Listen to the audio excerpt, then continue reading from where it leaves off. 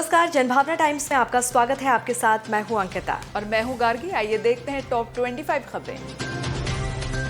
देश में आज यानी कि 1 अक्टूबर से 5G मोबाइल सर्विसेज की शुरुआत हो गई है। इंडियन मोबाइल कांग्रेस में पीएम मोदी ने 5G सर्विसेज लॉन्च की। दो बड़ी मोबाइल कंपनियों ने देश में 5G सर्विसेज की शुरुआत की है। एयरटेल ने वाराणसी और जियो ने अहमदाबाद के एक गांव से 5G की शुरुआत की। इस दौरान उत्तर प्रदेश और गुजरात के मुख्यमंत्री मौजूद थे। 5G के लॉन्चिंग के मौके पर पीएम मोदी ने कहा है कि भारत में 5G का रोल आउट भारत के दूरसंचार इतिहास में कोई सामान्य घटना नहीं है। ये 140 करोड़ भारतीय की उम्मीदों और उच्च आकांक्षाओं को अपने कंधे पर उठाए हुए हैं। 5G के साथ भारत सबका डिजिटल साथ और सबका डिजिटल विकास की दिशा में मजबूत कदम उठाएगा। 5G में सिर्फ 10 सेकंड में ही पूरी फिल्म डाउनलोड हो जाएगी। अभी 2 घंटे की फिल्म को डाउनलोड करने में करीब 7 मिनट तक का समय लगता है। 5G से आपका सामान्य इंटरनेट काफी तेज स्पीड से चलेगा और एक क्लिक पर बड़ी से बड़ी फाइल चुटकियों में डाउनलोड हो जाएगी। 5G नेटवर्क आने के बाद अभी मौजूदा 4G LTE से कम 10 गुना तेज इंटरनेट स्पीड मिलेगी। पहले चरण में जिन 13 शहरों को 5G इंटरनेट सेवाएं मिलेंगी उसमें देश के मेट्रो सिटी दिल्ली, मुंबई, कोलकाता, चेन्नई समेत अहमदाबाद, बेंगलुरु, चंडीगढ़, गांधीनगर, गुरुग्राम, हैदराबाद, जामनगर, लखनऊ और पुणे शामिल है। 5G से नए आर्थिक अवसर और सामाजिक लाभ मिल सकते हैं। साथ ही इससे डिजिटल इंडिया को और साकार करने में बल मिलेगा। कांग्रेस अध्यक्ष पद के लिए नामांकन दाखिल करने के बाद मल्लिकार्जुन खड़गे ने राज्यसभा में नेता विपक्ष के पद से इस्तीफा दे दिया। इस्तीफा देने के बाद खड़गे ने कहा कि कांग्रेस के एक नेता एक पद वाले नियम के तहत उन्होंने ये कदम उठाया है। खड़गे ने अपना इस्तीफा कांग्रेस अंतरिम अध्यक्ष सोनिया गांधी को भेज दिया है। कांग्रेस के अध्यक्ष पद के उम्मीदवार शशि थरूर ने अपने नामांकन के दौरान मैनिफेस्टो में भारत का गलत नक्शे को लेकर माफी मांगी है। दरअसल उनके मैनिफेस्टो में साझा किए गए नक्शे में जम्मू कश्मीर और लद्दाख के कुछ हिस्सों को छोड़ दिया गया था।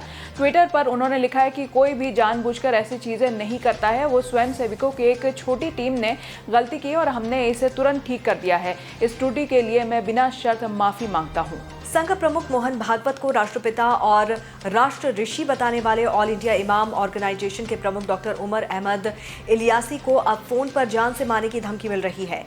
इलियासी का कहना है कि उन्हें विदेश से भी धमकी भरे फोन आए हैं। उन्होंने बताया कि उन्हें इंग्लैंड से फोन कर एक शख्स ने पहले तो नाराजगी जताई, फिर अब शब्दों का प्रयोग किया और अंत में धमकी दी। केंद्र सरकार ने केरल में आरएसएस के 5 नेताओं को वाई कैटेगरी की सिक्योरिटी मुहैया कराई है। ये फैसला नेताओं पर हमले की आशंका को देखते हुए किया गया है। एनआईए ने 22 सितंबर को 12 राज्यों में पीएफआई के 93 ठिकानों पर छापेमारी की थी। इस दौरान केरल पीएफआई के मेंबर मोहम्मद बशीर के घर में एक लिस्ट मिली जिसमें पीएफआई के रडार पर आरएसएस के 5 नेताओं के नाम थे। सीआरपीएफ की वीआईपी सिक्योरिटी विंग को सुरक्षा की जिम्मेदारी दी गई है। दिल्ली में वायु प्रदूषण को रोकने के लिए दिल्ली सरकार ने एक बड़ा फैसला लिया है। अब दिल्ली में बिना पॉल्यूशन सर्टिफिकेट वाले वाहनों को पेट्रोल डीजल नहीं मिल सकेगा। दिल्ली सरकार ने वायु प्रदूषण की रोकथाम को लेकर विंटर एक्शन प्लान लागू किया है।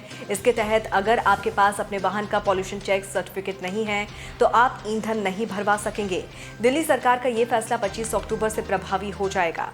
तेल गैस कंपनियों ने त्योहारी सीजन में मामूली राहत देते हुए कमर्शियल उपयोग के सिलेंडर की कीमतों को कम किया है। हालांकि घरेलू उपयोग के रसोई गैस सिलेंडर की कीमतों में कोई बदलाव नहीं हुआ है। कमर्शियल गैस सिलेंडर की कीमतों में 32.50 रुपए कम किए गए हैं। इसी कमी के बाद 19 किलोग्राम का गैस सिलेंडर आज से बाजार में 1910.50 रुपए की जगह 1878 रुपए में मिलेगा। केदारनाथ मंदिर के करीब एक बार फिर एवलॉन्च हुआ है। हालांकि ये कितनी दूर हुआ है इसका अभी तक पता नहीं चल सका है। बताया जा रहा है कि इससे केदारनाथ मंदिर को कोई नुकसान नहीं पहुंचा है। इसका एक वीडियो भी सामने आया है। इसमें पहले 23 सितंबर को मंदिर से करीब 5 किलोमीटर पीछे बने चौराबाड़ी ग्लेशियर में एवलॉन्च आया था। इसका भी वीडियो सामने आया था। उत्तराखंड के उत्तरकाशी में जमीन खिसकने के बाद पहाड़ से बोल्डर के गिरने की घटनाएं सामने आ रही हैं। जगह जगह पहाड़ों के दरकने से सड़कों पर मलबे का ढेर लग गया है जिससे वहां से गुजरने वालों के लिए रास्ता बंद हो गया है। ये हाल गंगोत्री नेशनल हाईवे का है। बताया गया है कि पिछले कुछ दिनों से उत्तरकाशी के अलग अलग हिस्सों में इसी तरह की घटनाएं हो रही हैं जिससे इलाके की कई सड़कें बंद हैं। पुणे में भारी बारिश की वजह से शहर समंदर में तब्दील हो गया है। कई इलाकों में सड़कों पर पानी भर गया है। बारिश से पहले तेज हवाएं चलने से कई जगहों पर पेड़ टूटकर गिर गए हैं। तो वहीं कलेक्टर दफ्तर की छत का एक हिस्सा वहां खड़ी गाड़ियों पर गिर गया, जिससे कई गाड़ियों के शीशे टूट गए। पुणे की कुछ कॉलोनियों में बारिश का पानी भर गया, जिससे कई लोग घंटों तक फंसे रहे। कनाडा में हेल्थ वर्कर्स की कमी है। आपात चिकित्सा पर संकट मंडराने लगा है। कनाडा में लगभग 7,500 डॉक्टरों की कमी है। हालात यह है कि मरीजों को इलाज के लिए 100 से 125 घंटे तक का इंतजार करना पड़ता है। कनाडा के मेडिकल एसोसिएशन ने इसे राष्ट्रीय संकट कहा है। फ्लोरिडा के बाद दक्षिण कैरोलिना में तूफान इयान ने कहर बरपाया। प्रचंड तूफान के कारण सड़कों पर पानी भर गया, पेड़ उखड़ गए और कई मकानों की छतें तक उड़ गई।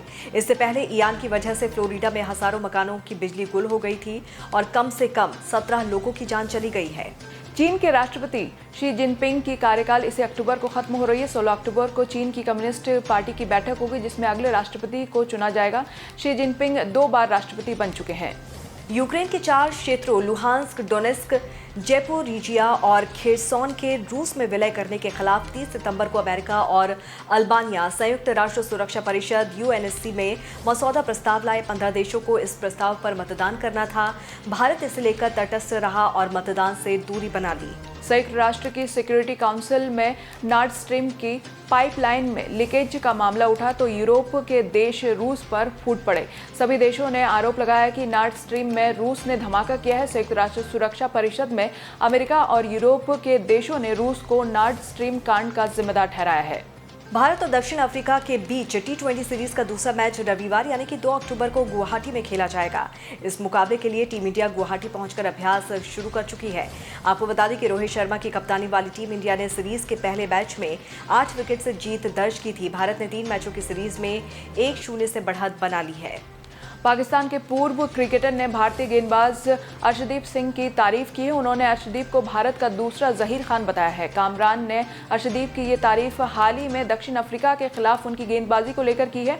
28 सितंबर को हुए मुकाबले में अर्शदीप ने अपने पहले ही ओवर में दक्षिण अफ्रीका के 3 विकेट चटकाकर उसे बैकफुट पर ला दिया था। कामरान ने कहा है कि अर्शदीप सिंह एक अतुलनीय गेंदबाज है। 68वें नेशनल फिल्म अवार्ड्स में मनोरंजन से जुड़ी अलग अलग कैटेगरी में अवार्ड्स दिए गए। बेस्ट एक्टर के लिए इस बार बॉलीवुड एक्टर अजय देवगन और सूर्या को चुना गया। अजय को film Tanaji the unsung warrior के लिए बेस्ट एक्टर का अवार्ड दिया गया। इस फिल्म को 2 नेशनल अवार्ड भी मिल चुके हैं।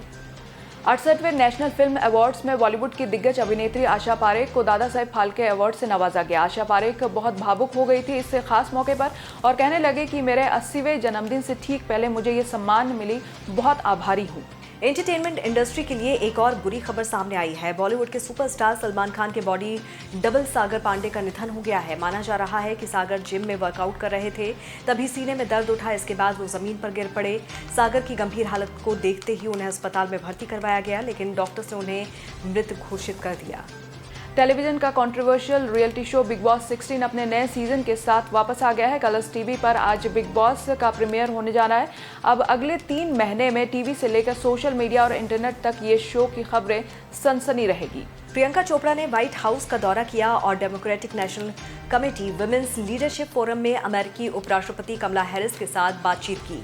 पीले रंग की बैकलेस ड्रेस और मैचिंग हील्स में खूबसूरत दिख रही प्रियंका ने अमेरिकी उपराष्ट्रपति से अमेरिका में वेतन समानता और बंदूक कानूनों जैसे कई विषयों पर अहम सवाल पूछे। टॉप 25 खबरों में फिलहाल इतना ही। देश और दुनिया की बाकी खबरों को विस्तार से जानने के लिए आप हमारे वेबसाइट www.thejbt.com को लॉगिन कर सकते हैं। नमस्कार।